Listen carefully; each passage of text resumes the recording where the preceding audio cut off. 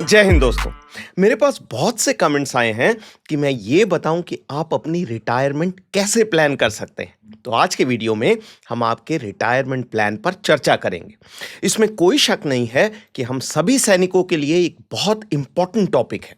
करीब 70% सैनिक 19 साल की नौकरी करके 40 साल की एज में रिटायर हो जाते हैं और 40 साल लाइफ अभी बाकी है।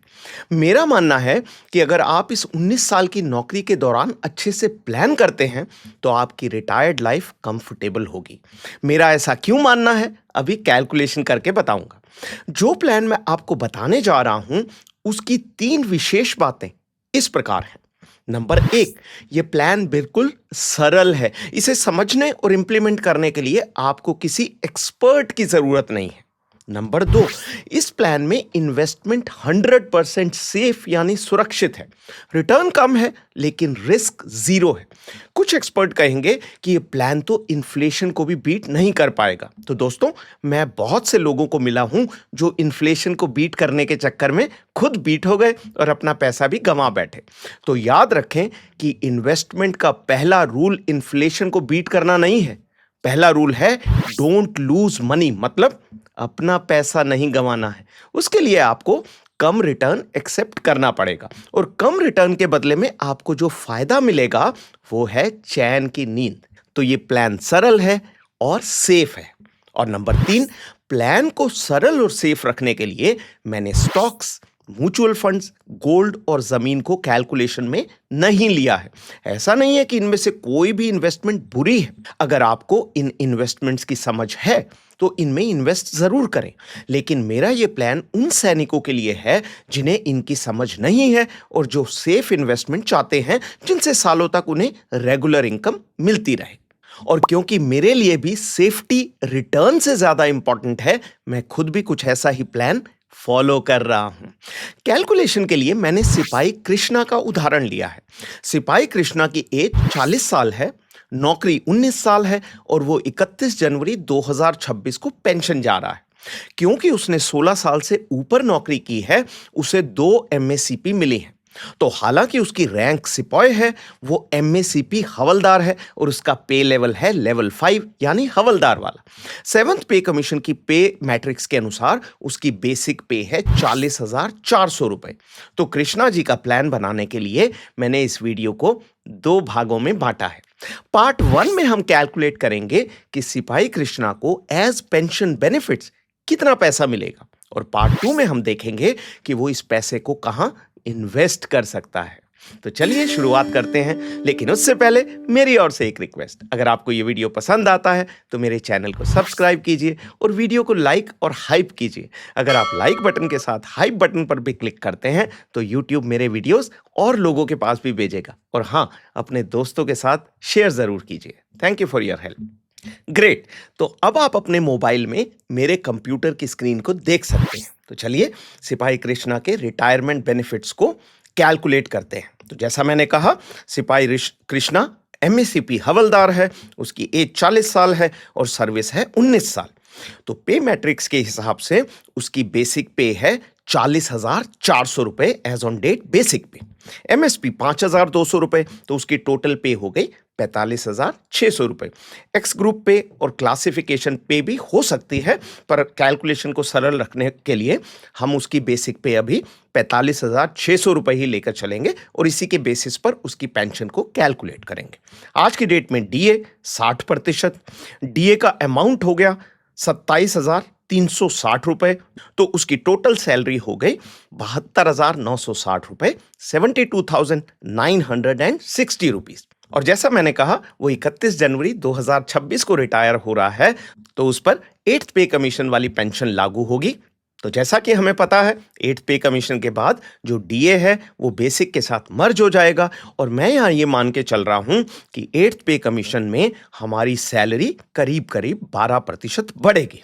तो 12% बढ़ने के बाद उसकी टोटल पे हो गई 81,715 रुपए, 81,715 रुपीज। और उसकी पेंशन कितनी हो गई, इसको हमने 2 से डिवाइड कर दिया, तो सिपाही कृष्णा की पेंशन फिक्स हो जाएगी 40,858 रुपए। डीए या डीआर अभी 0 हो गया है, तो उसको टोटल इतनी ही पेंशन मिलेगी। तो चलिए नीचे चलते हैं और उसके रिटायरमेंट बेनिफिट्स को कैलकुलेट करते हैं। पहला बेनिफिट है कम्यूटेशन। मान लीजिए कृष्णा अपनी 50% पेंशन को कम्यूट करता है, तो कितना अमाउंट कम्यूट कर रहा है वो? 20,429 रुपए। और 40 साल की एज में उसे टोटल अमाउंट मिलेगा 22,28,374 रुपए। ये कैसे कैलकुलेट हुआ है, इसके लिए आप मेरा कम्यूटेशन वाला वीडियो देख सकते हैं, और पेंशन बेनिफिट्स में भी मैंने इसका तरीका बताया हुआ है। इन सभी वीडियोस का लिंक मैंने इस वीडियो की डिस्क्रिप्शन में डाल दिया है, तो आप वहां पर जाके देख सकते हैं कि ये कैलकुलेशन कैसे हुआ है। बहरहाल ये हो गया कम्यूटेशन का अमाउंट। नीचे चलते हैं, लीव इनकैशमेंट। लीव इनकैशमेंट की कैलकुलेशन में एमएसपी इंक्लूड नहीं होता है, तो एमएसपी को हटाकर उसकी बेसिक पे हो जाएगी 8 पे कमीशन के बाद 75,000 रुपए। उसको 10 से गुणा कर दिया, अगर उसने 300 दिन को एक्यूमुलेट किया हुआ है तो उसको लीव इनकैशमेंट मिलेगा 7.5 लाख रुपए। उसके नीचे चलते हैं ग्रेचुइटी। इसी तरह ग्रेचुइटी का कैलकुलेशन भी आप डिस्क्रिप्शन के वीडियो में देख सकते हैं, पर अभी ये बताऊंगा कि उसको ग्रेचुइटी उसकी पे के हिसाब से मिलेगी 9,80,582 रुपए। तो ये हो गए उसके 3 मेन रिटायरमेंट बेनिफिट। अब और नीचे चलते हैं, और ये आ गए उसके total pension benefit. Commutation 22,28,000, leave encashment 7.5 lakh और ग्रेचुइटी 9,80,000। पर उसके ऊपर 2 और बेनिफिट हैं, जो कि बेनिफिट नहीं है, उसका अपना अमाउंट है। एएफपीपी फंड 20 लाख रुपए और एजीआईएफ मैच्योरिटी करीब 6 लाख रुपए। अब ये 20 लाख कहां से आया? तो मैं ये मान के चल रहा हूं कि 19 साल में से पहले 10 साल 2006 से लेकर 2016 तक, जबकि 6th पे कमीशन की पे मिल रही थी कृष्णा को, वो हर महीने 3,000 रुपए कटवा रहा था। और 2016 के बाद जब 7th पे कमीशन की पे आनी शुरू हुई तो उसने अपना सब्सक्रिप्शन बढ़ाया और उसको कर दिया 7,000 रुपए। अगर सिर्फ उसने इतना ही इन्वेस्टमेंट किया है हर साल 19 साल में, पर कभी भी विड्रॉ नहीं कराया एएफपीपी, तो उसको रिटायरमेंट के समय 20 लाख रुपए मिल जाएंगे। और इसको इंक्लूड करके उसका टोटल रिटायरमेंट कॉर्पस हो जाएगा 65,58,956 रुपए, यानी करीब करीब 65.5 लाख रुपए। तो ये था पार्ट 1। और पार्ट 1 का सार ये है कि कृष्णा जी को कम्यूटेशन के बाद मंथली पेंशन मिलेगी करीब 20,000 रुपए और पेंशन बेनिफिट मिलेंगे 65.5 लाख रुपए। अब चलते हैं पार्ट 2 में और कृष्णा जी की रिटायरमेंट प्लानिंग करते हैं। तो ये आ गया कृष्णा जी का रिटायरमेंट इन्वेस्टमेंट प्लान। पहली जो टेबल है जिसमें ऊपर मैंने लिखा है टोटल मनी, उसके अंदर हम देख पा रहे हैं बोल्ड में मैंने लिखा है सबसे पहले मंथली पेंशन 20,429 रुपए, करीब करीब 20,000 रुपए उसके अकाउंट में पीसीडीए पेंशन से हर महीने आ जाएंगे। जैसे जैसे डीआर बढ़ेगा ये पेंशन बढ़ती जाएगी, पर हम ये मान के चल रहे हैं कि जब डीआर बढ़ेगा तो खर्चा भी बढ़ेगा, क्योंकि महंगाई बढ़ेगी। तो हम ये मान के चलते हैं कि उसको करीब करीब 20,000 रुपए एज पेंशन मिल रहे हैं। उसके नीचे रिटायरमेंट कॉर्पस जो हमने अभी कैलकुलेट किया है 65,58,956 रुपए। उसके नीचे जो तीसरी लाइन है उसमें मैंने लिखा है इमीडिएट एक्सपेंसेस 25,58,956 रुपए। मतलब ये पैसा उसको रिटायरमेंट के फौरन बाद इमीडिएट खर्चे के लिए चाहिए। और किन किन चीज़ों के लिए चाहिए हो सकता है? वो है होम, घर बनाने के लिए, एजुकेशन, बच्चों की एजुकेशन के लिए, और अगर वो बिजनेस करना चाहता है नौकरी की जगह तो उस बिजनेस को एस्टैब्लिश करने के लिए, बिजनेस में इनिशियल इन्वेस्टमेंट के लिए। तो ये जो बड़े खर्चे हैं इनको निकालकर कृष्णा के पास 40 लाख रुपए अब बच गए हैं जिनको वो इन्वेस्ट कर सकता है। और कहाँ कहाँ इन्वेस्ट कर सकता है? जैसा मैंने कहा, 0 रिस्क पर।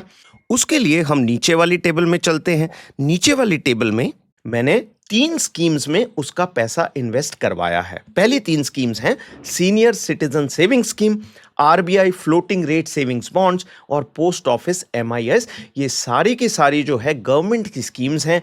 गवर्नमेंट स्कीम्स पर भी मैंने 2 वीडियो बनाए थे, उन वीडियोस के लिंक भी मैंने डिस्क्रिप्शन में डाल दिए हैं, लेकिन संक्षेप में अभी इनके बारे में बता देता हूं। तो पहली स्कीम है सीनियर सिटीजन सेविंग स्कीम। इसमें इंटरेस्ट रेट है 8.20%, लॉक इन पीरियड है 5 साल और इसमें इंटरेस्ट हर 3 महीने बाद मिलता है। 1 जनवरी, 1 अप्रैल, 1 जुलाई और 1 अक्टूबर को हर 3 महीने इंटरेस्ट अकाउंट में आ जाता है और जो प्रिंसिपल यानी मूलधन है वो अकाउंट में वैसा का वैसा रहता है। अब इस स्कीम में एक रिक्वायरमेंट है कि सैनिक की एज कम से कम 50 साल होनी चाहिए। क्योंकि कृष्णा के केस में उसकी एज उतनी नहीं है, तो वो इस स्कीम में इन्वेस्ट नहीं कर पाएगा। वो बाकी दोनों स्कीम्स में से किसी में 20 लाख रुपए इन्वेस्ट कर सकता है। तो अगली स्कीम क्या है? वो है reserve bank of India FRS bonds. इसमें लॉक इन पीरियड है 7 साल, इंटरेस्ट रेट है 8.05% और इंटरेस्ट हर 6 महीने अकाउंट में आता है, 1 जनवरी और 1 जुलाई को। और तीसरी स्कीम है post office MIS monthly income scheme. जैसा कि स्पष्ट है, इसमें इंटरेस्ट हर महीने की पहली तारीख को आपके अकाउंट में आ जाता है, पर इसमें इंटरेस्ट रेट कम है 7.40%। इसमें भी लॉक इन 5 साल का है। तो कहने का मतलब है कि ये तीनों के अंदर लॉक इन पीरियड है। तो इन स्कीम्स में उतना ही पैसा डालिए जितना आपको कॉन्फिडेंस है कि अगले 5 से 7 साल आपको जरूरत नहीं है। और ये जो अमाउंट मैंने 10 लाख दिखाया है, ये फ्लेक्सिबल है। जैसा कि मैंने बताया, अगर आपके ऊपर सीनियर सिटीजन स्कीम लागू नहीं है तो पोस्ट ऑफिस या एफआरएस बॉन्ड्स में ज्यादा डाल दीजिए। अगर आपको ज्यादा इंटरेस्ट चाहिए और आपको लगता है कि 7 साल का लॉक इन पीरियड ठीक है, बल्कि अच्छा है कि मैं उसको निकलवा नहीं पाऊंगा, तो पूरा का पूरा 30 लाख भी आप आरबीआई बॉन्ड्स में डाल सकते हैं। जैसा कि मैंने कहा, ये तीनों स्कीम्स गवर्नमेंट ऑफ इंडिया की हैं, 100% सेफ हैं। क्यों सेफ हैं? क्योंकि सरकार के पास अगर पैसा खत्म भी हो जाता है तो वो पैसे को प्रिंटिंग प्रेस में प्रिंट कर सकती है। किसी भी बैंक्स या और ऑर्गेनाइजेशन के पास ये सुविधा नहीं होती। तो इसलिए भारत सरकार आपसे जो लोन ले रही है उस पर कभी भी डिफॉल्ट नहीं कर सकती और आप चैन की नींद सो सकते हैं। तो इनमें से किसी भी स्कीम में आप पूरे का पूरा पैसा भी डाल सकते हैं, वो आपके ऊपर डिपेंड करता है। और चौथी इन्वेस्टमेंट हो गई बैंक एफडी में 10 लाख रुपए। इसमें आप चाहे फिक्स डिपॉजिट 1 साल 2 साल का करा भी दें, फिर भी आप इसको प्रीमेच्योरली विड्रॉ कर सकते हैं। और कुछ बैंक्स हैं, कुछ स्कीम्स होती हैं जैसे एसबीआई या पीएनबी में, जहां पर अगर आप प्रीमेच्योरली विड्रॉ करते हैं तो उनके ऊपर पेनल्टी भी नहीं लगती। तो वो आप देख लीजिए किस बैंक में कराना है, और इस अमाउंट का, जैसे मैंने कहा, इमरजेंसी में आप इस्तेमाल कर सकते हैं। अगर आपको लगता है कि भाई मैं उतने लंबे समय के लिए लॉक इन नहीं करना चाहता हूं गवर्नमेंट स्कीम्स में, तो आप एफडी में थोड़ा सा ज्यादा रख सकते हैं। लेकिन याद रखने वाली बात यह है कि एफडी के अंदर आपको रिटर्न थोड़ा कम मिलेगा। ये भी सेफ है, बैंक्स भी सेफ हैं, लेकिन आपको रिटर्न मिलेगा करीब करीब 6.5%।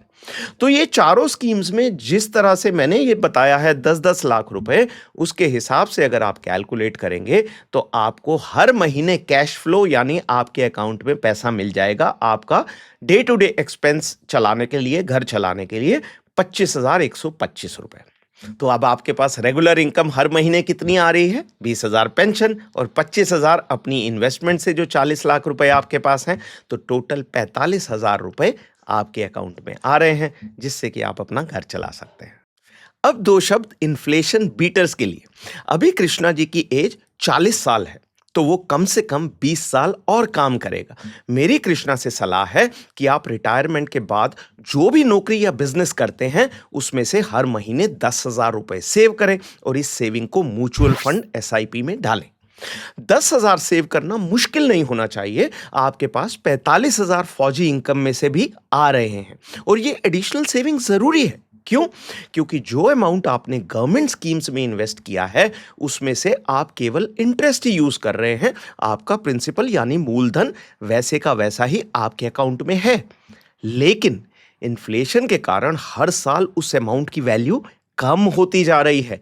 इसलिए रिटायरमेंट के बाद भी जब तक आप काम करते हैं, चाहे नौकरी चाहे बिजनेस, आपकी सेविंग्स चालू रहनी चाहिए।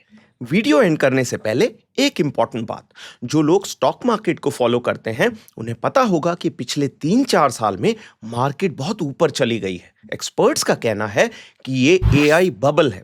बबल का अर्थ है कि भविष्य में मार्केट का ये आर्टिफिशियल इंटेलिजेंस का बुलबुला फूटेगा और मार्केट नीचे गिरेगी। हालांकि बबल फूटेगा या नहीं और अगर फूटेगा तो कब, इसकी सही भविष्यवाणी कोई एक्सपर्ट नहीं कर सकता। लेकिन मेरा सुझाव है कि सैनिकों को अगले 1 से 2 साल तक स्टॉक मार्केट और म्यूचुअल फंड से दूर रहना चाहिए। जैसा मैंने कहा, इन्फ्लेशन बाद में बीट करेंगे, पहले सुनिश्चित करेंगे कि खुद बीट ना हो जाए। ग्रेट। तो ये था आज का वीडियो। अगर आपकी इस प्लान के बारे में कोई ऑब्जर्वेशन है तो कमेंट्स में ज़रूर लिखिए। भविष्य में आपके कमेंट्स के आधार पर इस डिस्कशन को जारी रखेंगे और देखेंगे कि इस प्लान को और मजबूत कैसे कर सकते हैं। शुभकामनाएं। जय हिंद।